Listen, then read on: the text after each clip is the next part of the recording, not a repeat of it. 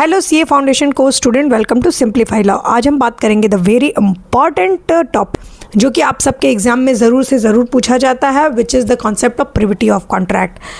C, privity of contract in English law literally translates into the only party of the contract can sue or can be sued that contract.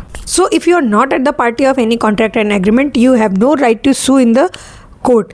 But the position in Indian law is a little bit different because we allow a contract with the third party, which in the last lecture I gave you the example of कि A promises to B rupees 10,000 if C paints their house.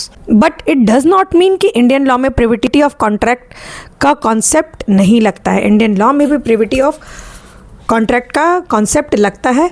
But first take some examples or some case laws of English law.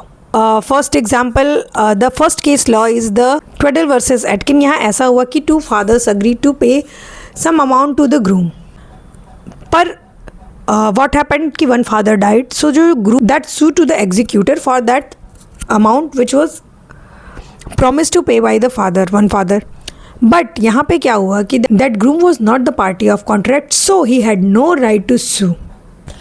अब हम बात करते हैं Indian law में। देखो, privity of contract है, only the party of the contract can sue, but there is another concept which is called privity of consideration. वो चीज़ जो है वो यहाँ नहीं है, इंडियन लॉ में वो चीज़ नहीं अप्लाई करती है, and I already gave you that example. Indian law में कुछ लीडिंग केस है। One is Chinnaya versus Ramayya. इस केस का फैक्ट ये था कि a lady gifted some property to her daughter and there was a promise कि she will pay a few annual amount to a plaintiff who was a relative of her mother, but the daughter failed to pay that amount. So the court had कि the plaintiff, because he was not the direct party of the contract, he cannot sue the daughter to recover that amount.